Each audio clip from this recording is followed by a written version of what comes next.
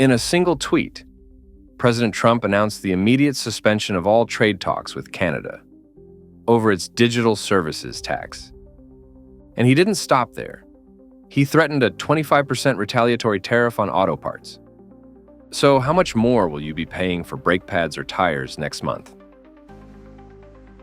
On June 27, 2025, President Trump announced via Twitter that the United States would immediately terminate all trade negotiations with Canada in response to Canada's newly imposed 3% digital services tax, DST, on U.S. technology firms.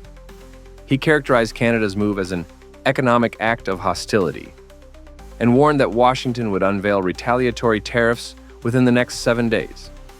This decision reflects internal political pressure on the Trump administration, from voters concerned that American tech companies are dodging taxes in foreign markets. As early as next week, the U.S. Department of Commerce is likely to launch an investigation under Section 301, paving the way for 25 to 50% duties on Canadian steel, aluminum, and auto parts. In turn, Ottawa may suspend or repeal its DST to restart talks, an approach it has previously used with the European Union. Canada supplies roughly 10% of U.S. oil imports. Additional tariffs could raise gasoline prices in northern states, like Michigan and New York, by 2 to 3 cents per liter. Retaliatory duties on auto parts, which account for 25% of Canada's auto exports, could push the cost of brake replacements, tires, and repair services up by 3 to 5%, directly impacting household budgets. Although the DST targets companies like Google and Meta, halting negotiations may lead these firms to reconsider online advertising rates for small American businesses, indirectly raising marketing costs for local shops. On June 30, 2025, the Government of Canada announced it would completely repeal the planned 3% digital services tax, which had been set to take effect on January 1, 2022. This move is intended to revive stalled trade discussions with the United States after President Trump's June 27th announcement. According to a statement from Canada's Department of Finance, collections scheduled for June 30th would be suspended, and legislation to abolish the DST will be tabled in Parliament in July. Canada aims to balance fiscal interests with the priority of stabilizing bilateral economic relations. In the short term, Ottawa is expected to propose a multilateral solution through the OECD framework instead of a unilateral measure, thereby easing U.S. pressure while preserving the right to tax digital platforms under global fair taxation principles. Ahead of the G7 summit on July 21, 2025, in Kananaskis, Canada may leverage the forum to advocate for a multinational technology tax agreement. Before the repeal, firms such as Google and Meta were required to allocate 3% of ad revenue related to Canada. Abolishing the tax will spare small businesses and startups from a 3% increase in marketing expenses, helping to stabilize digital ad prices. The DST could have forced tech companies to cut approximately 3,000 positions in Canada due to sudden operational cost hikes. Its removal will help sustain jobs in tech hubs like Toronto and Vancouver. Leaders from both countries are expected to announce a new negotiation schedule next week, aiming for a framework agreement before the G7 summit on July 21st. Canada's flexibility may pave the way for an expanded trade pact, including adjustments to tariffs on steel, aluminum, and auto parts. On July 3, 2025, Reuters reported that Canada's merchandise trade deficit in May narrowed to 5.9 billion Canadian dollars, down from 7.6 billion Canadian dollars in April, largely thanks to a 1.1% rise in exports and a 1.6% drop in imports month over month. Notably, exports to the U.S., which account for about 75% of total trade, fell by 0.9% for the fourth consecutive month, marking their lowest level since 2020. Canada is temporarily curbing imports from the U.S. to rebalance its trade ledger amid tariff uncertainty. In the near term, Ottawa may continue easing imports of non-sensitive American goods, such as essential agricultural products, while seeking new partners in Asia and the EU. On the U.S. side, if tariff tensions persist, Additional safeguard measures could emerge by the end of Q3 to protect domestic industries. U.S. companies in border states, Michigan, Ohio, Wisconsin, reliant on Canadian auto parts and machinery orders, face the risk of lost contracts, production disruptions, and potential layoffs. Farmers and food processors exporting to Canada may scale back output due to reduced orders, affecting family incomes and rural community livelihoods. While prices for many Canadian imports may stabilize due to lower volumes, the cost of replacing supplies from Europe or Asia could push up prices for certain products, such as grains and powdered milk, in the medium term, influencing household living expenses. In July, Canada and the U.S. are set to hold ministerial-level talks on long-term solutions. Ottawa may announce incentives to boost imports from alternative markets, while Washington considers easing some retaliatory tariffs to restore bilateral trade flows. Data from May 2025 show that both Canadian exports to and imports from the U.S. have declined, while trade volumes with other markets, particularly the EU and Asia, have reached record highs. Foreign Minister Melanie Joly has emphasized that Canada cannot rely solely on the U.S. and must diversify its partners to ensure long-term economic security. Reduced exports to Canada will directly impact workers in states such as Michigan and New York, prompting many small suppliers, especially in the automotive and wood processing industries, to consider scaling back production. American consumers may see fewer Canadian specialty products, like certain cheeses and dairy items, and face higher prices when substituting European or Asian alternatives. In Q4 2025, the two governments are expected to convene a high-level diplomatic summit to discuss a new preferential tariff mechanism aimed at both preserving North American supply chains and reflecting the global trend toward trade diversification.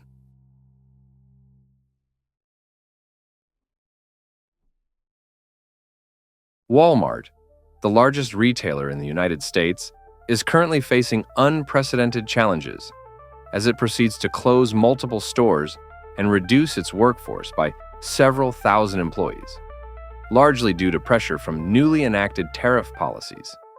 Can the nation's supply chains and consumer prices stabilize in the near future? Amid the implementation of new trade tariffs, Walmart has announced plans to close a number of stores and cut approximately 1,500 positions across its global technology, e-commerce, and advertising divisions. This move is part of a broader restructuring strategy aimed at simplifying operations and addressing the growing challenges facing the retail sector in the current economic climate. The closure of stores and workforce reductions not only affect employees, but also have ripple effects on local communities, especially in rural areas, where Walmart often serves as a major employer and a primary provider of essential goods. With tariffs on imported goods reaching as high as 145%, Walmart has experienced a significant increase in import costs. In response, the company has adjusted its retail prices to offset these expenses, resulting in a 20 to 30% increase in the cost of essential items such as food, household goods, and electronics over the past few weeks. Consumers, particularly those with lower incomes, are feeling increased financial pressure as the cost of everyday necessities continues to rise, placing strain on household budgets and impacting overall quality of life. The closing of Walmart locations affects more than just the company's direct employees. Local businesses, such as restaurants, gas stations, and laundromats, that depend on foot traffic generated by Walmart, are also experiencing declining revenues. As communities lose access to a key retail hub, residents are forced to travel farther for basic shopping needs, while facing reduced services and fewer amenities within their neighborhoods. To adapt to current conditions, Walmart is accelerating its adoption of automation across retail operations, including the use of robotics, artificial intelligence, and automated checkout systems. Additionally, the company is shifting its supply chains from China to other countries such as India, Vietnam, and Mexico to mitigate risks associated with tariff policies. While these measures allow Walmart to maintain operational continuity, They also result in lower demand for labor, ultimately affecting job opportunities in local markets. Beyond the retail sector, industries such as automotive, aerospace, and defense are also grappling with the effects of recent tariff measures. Disruptions in the availability of imported components and raw materials have led to temporary factory shutdowns, impacting thousands of jobs and causing delays across global supply chains. Workers in these sectors are facing heightened uncertainty about job stability, while consumers may continue to encounter elevated prices and product shortages in the marketplace.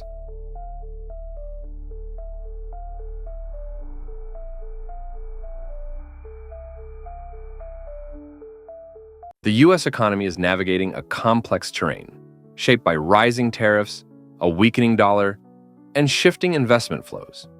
How will these dynamics influence everyday life for Americans? The Organization for Economic Cooperation and Development, OECD, has revised its U.S. GDP growth projection for 2025 downward to 1.6%, a significant drop from the 2.8% growth recorded in 2025-2024. This adjustment is primarily attributed to the substantial increase in import tariffs implemented by the Trump administration, which have disrupted global trade and supply chains. The heightened tariffs have led to increased costs for imported goods, resulting in higher prices for consumers on everyday items. Industries such as retail, automotive, construction, and technology are experiencing increased operational costs, which may lead to job reductions and decreased consumer spending power.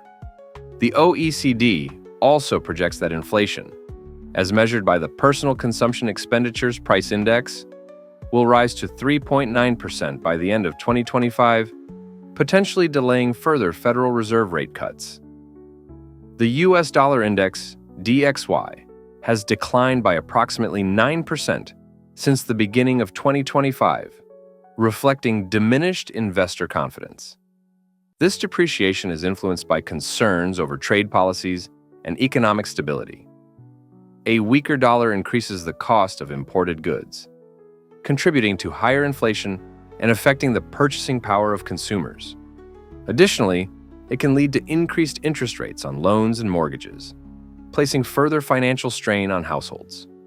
Financial institutions like Goldman Sachs anticipate that the dollar could slide by as much as 10% over the next 12 months, signaling potential challenges ahead for the U.S. economy.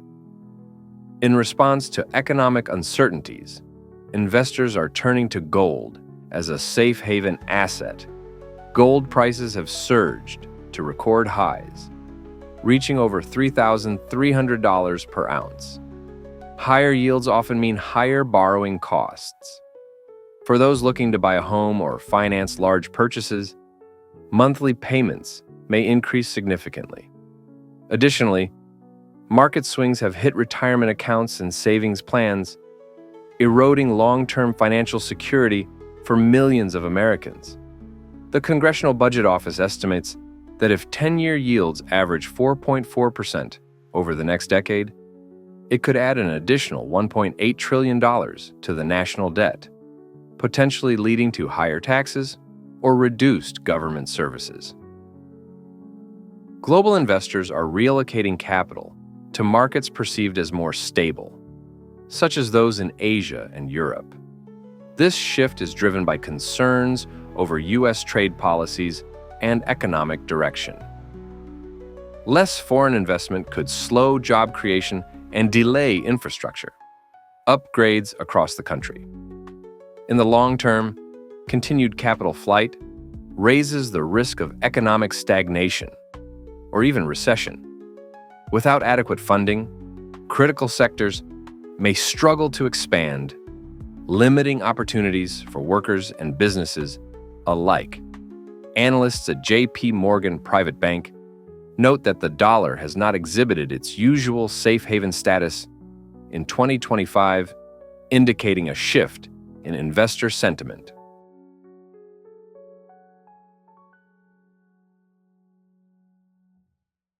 Major corporate shakeups and hefty tariffs are rattling U.S. industrial heartlands and consumer prices alike. Will thousands of job cuts and soaring steel prices push American families to the edge of a new economic crisis? General Electric will slash 12,000 jobs in its energy division worldwide. Workers, particularly in the Midwest and Northeast, face sudden layoffs, affecting families and local businesses. Tax revenues shrink, while social support costs rise, straining community services. These cuts hit regions already coping with industrial decline. Families lose income. Fewer local taxes lead to underfunded schools and public services. Communities must rely on unemployment and aid programs, stretching already limited resources. In towns where GE was a cornerstone employer, real estate values are dropping, and small businesses are closing due to reduced foot traffic and consumer spending.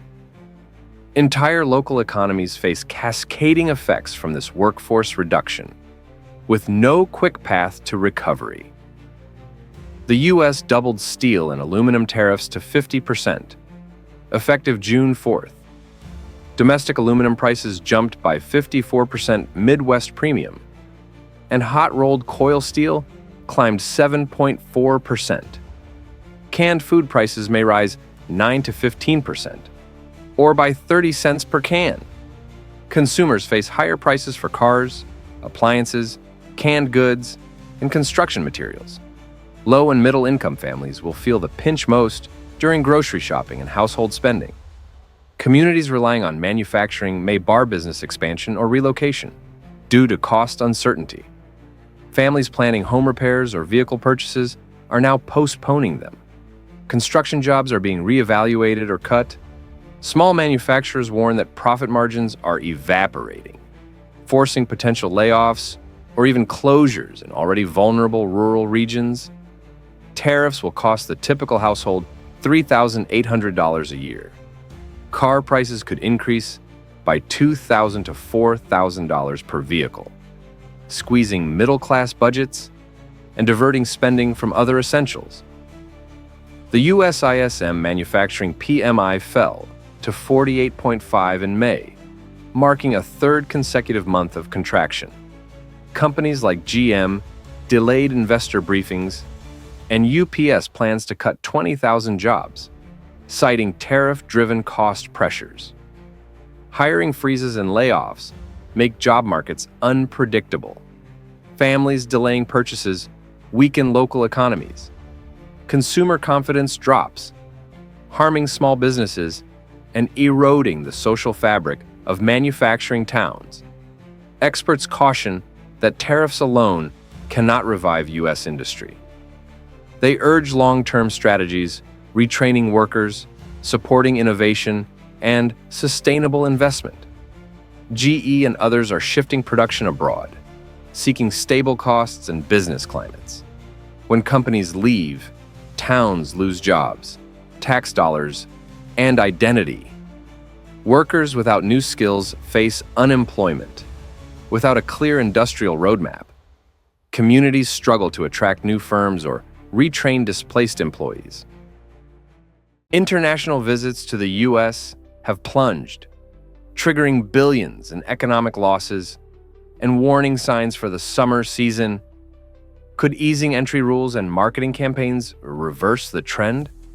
International arrivals to the U.S. dropped 14% in March 2025 compared to March 2024. Canada down 26% via land and 14% via air. Western Europe down 17%. South America down 10%. This contraction follows tougher visa screenings and stricter border enforcement. This slump hits U.S. tourism businesses hard, especially in New York, Las Vegas, Los Angeles, leading to reduced bookings in hotels, restaurants, car rentals, and theme parks. Seasonal layoffs and slower summer hiring are already being felt in local economies that rely on foreign visitors. Lower foot traffic also means shops and small businesses on main streets struggle to meet monthly targets. and local tour operators may need to cut hours or staff. Some communities, particularly those reliant on tourism, are experiencing a downturn in neighborhood events, festivals, and local sponsorships, further reducing the vibrancy of public life. Travel advisories from Germany, Japan, and Australia now reference invasive phone checks, detailed interviews, and even deportation risks, raising alarm among potential tourists. Meanwhile, cross-border traffic from Canada has dropped between 20 and 35%, and Canadian airlines have trimmed routes due to sagging demand. Fear of intrusive border measures reduces international tourism, infrastructure usage, and revenue. U.S. service and transport workers face fewer shifts. Communities near border crossings see slower commercial activity. Businesses dependent on tourism, forecasting face revenue and staffing uncertainty. Local restaurants and taxi drivers, who rely heavily on the spending of international guests, are seeing fewer tips and longer idle hours. Cultural venues and event organizers, hoping for a post-pandemic revival, now contend with fewer bookings and less diverse audiences, limiting community engagement and potential growth. The World Travel and Tourism Council projects a $12.5 billion drop in international visitor spending in 2025, from $181 billion in 2024 to just under $169 billion. Oxford Economics forecasts an 8.7% decline in arrivals, translating to around $8.5 billion in lost tourism revenue. Tourism Economics warns that Canadian travel could cut $2 to $6 billion and about 14,000 U.S. jobs. Local tax revenue and public service funding suffer as tourism-generated income shrinks. School budgets, road maintenance, and public transportation systems may face cutbacks or tax hikes to compensate. Job losses in tourism sectors ripple into related industries like retail and hospitality. States like California and Florida, along with major cities, have launched marketing campaigns promoting a welcoming U.S. image and travel discounts.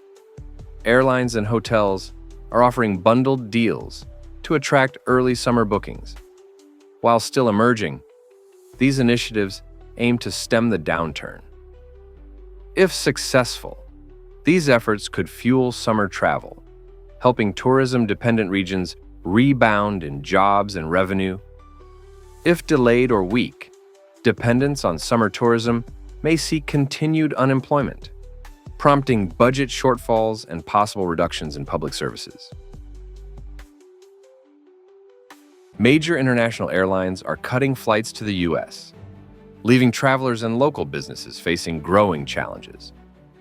What could this mean for everyday Americans who rely on these connections for work, travel, and economic stability? In recent months, a wave of major international airlines, including Play Airlines, Air Canada, Lufthansa, and Air France, have quietly pulled back on flights to the U.S. These carriers are increasingly shifting focus to Southeast Asian and European markets, where travel demand and profitability remain strong.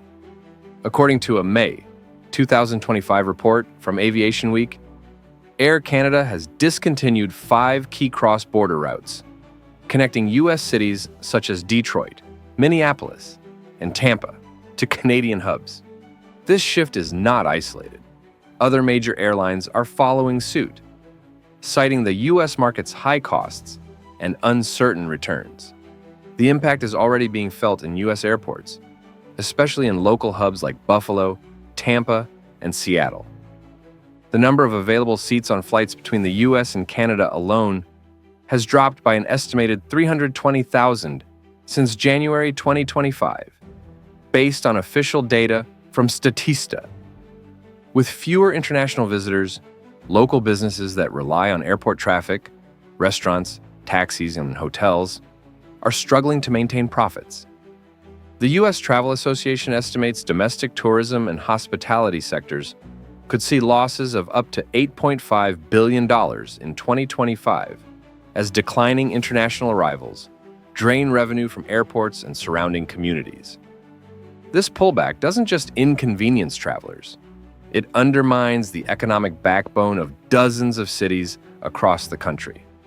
Looking ahead, industry experts warn that unless these trends reverse, more local airports could see further reductions in international service.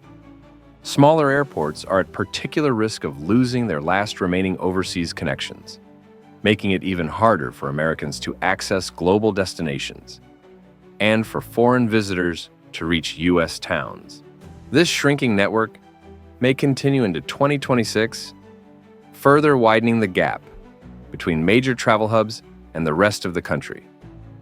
Local business owners, already struggling with reduced customer traffic, worry that if flight cuts continue, their livelihoods may be at risk, forcing some to shut down for good. Driving this wave of cutbacks is a new set of U.S. tariffs that have dramatically increased the cost of flying into and out of America. In early 2025, the U.S. government implemented new tariffs on imported aviation parts and components, 25% for goods from Canada and Mexico, 20% from China, and 10% from all other countries.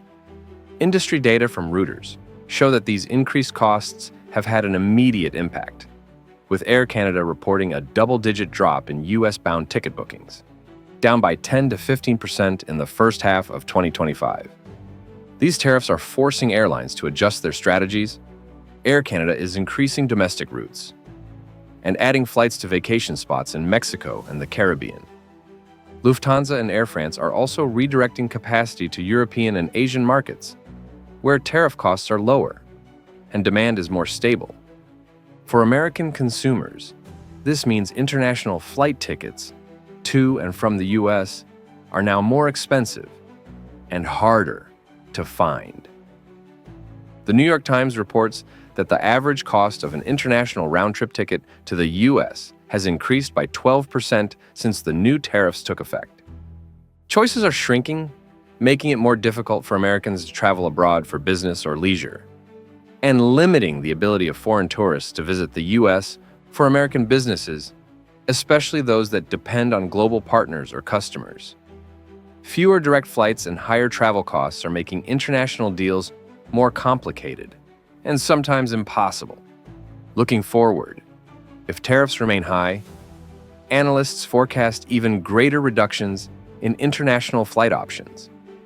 Airlines may continue to cut U.S.-bound flights through 2026, and some may withdraw completely from smaller markets.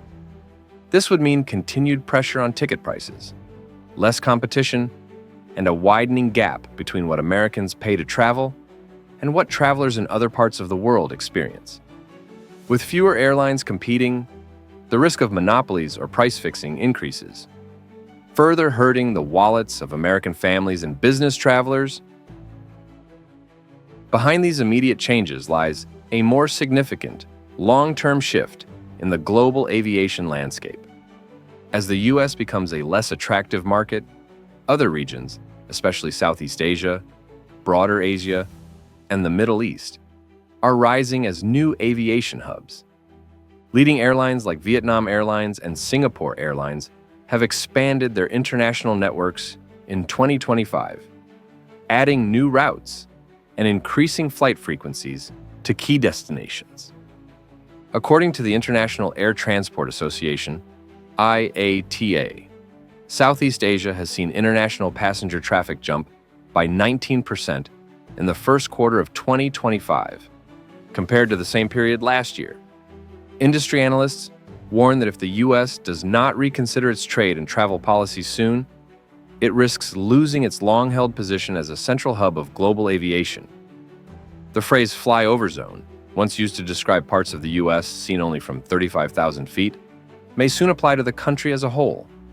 If airlines continue to bypass American airports in favor of Asian and Middle Eastern destinations.